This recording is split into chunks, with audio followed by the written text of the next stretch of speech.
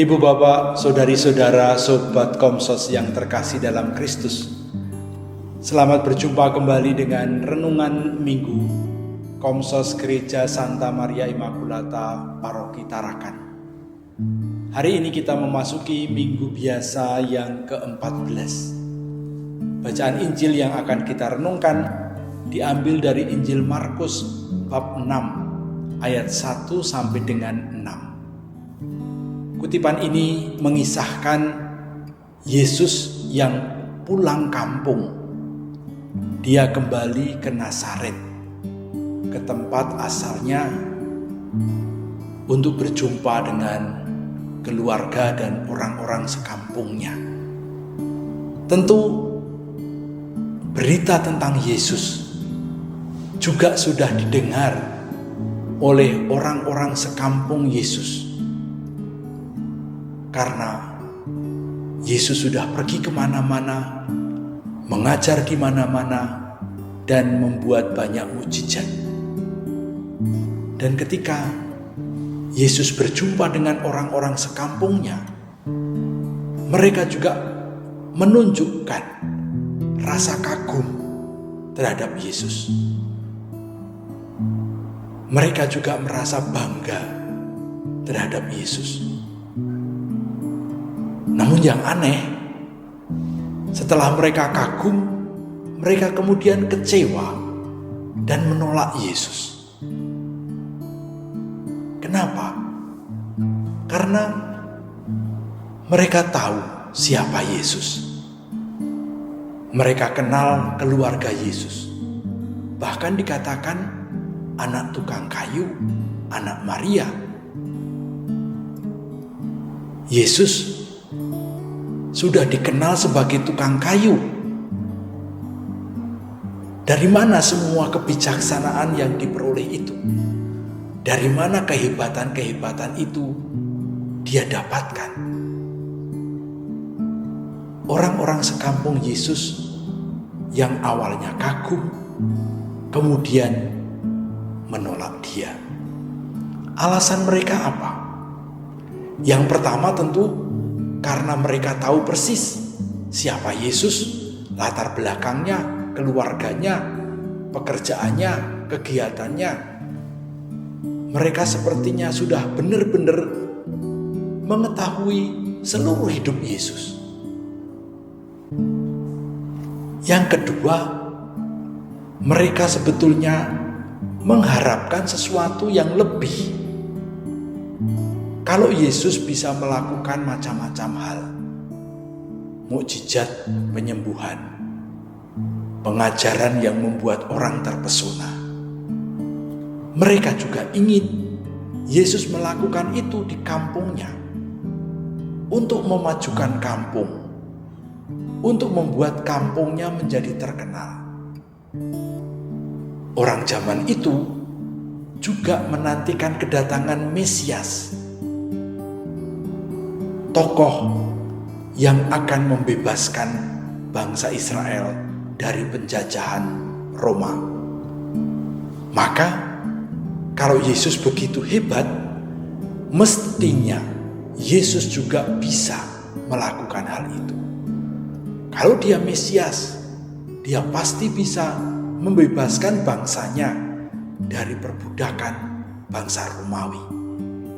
Yesus semestinya melakukan itu untuk kejayaan bangsanya.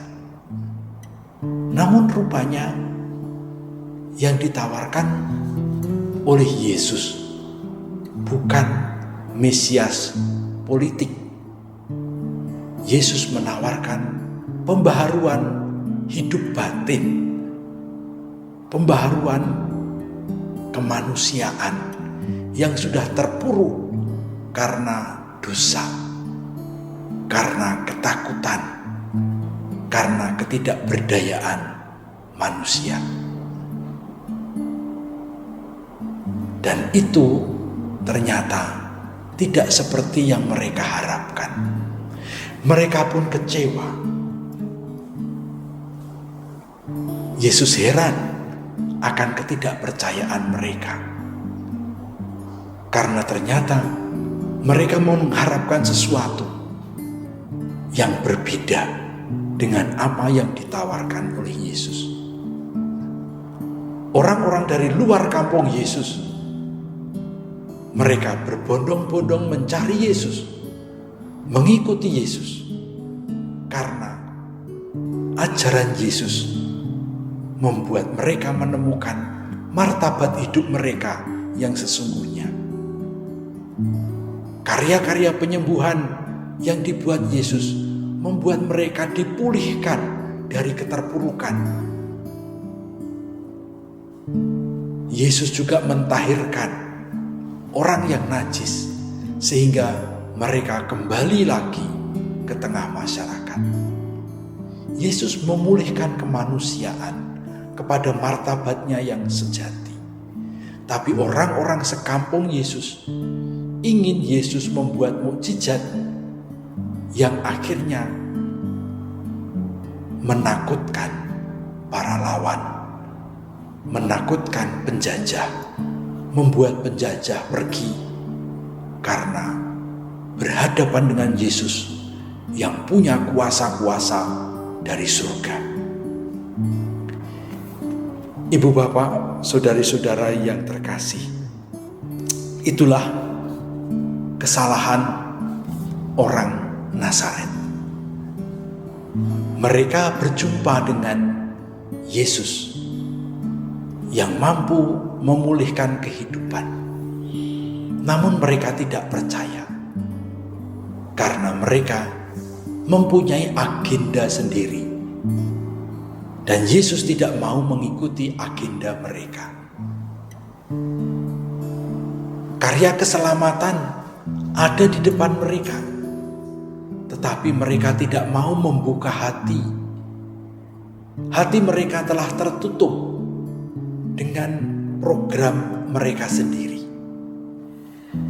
Disinilah juga kita seringkali menghadapi pergumulan iman kita, pergumulan hidup kita.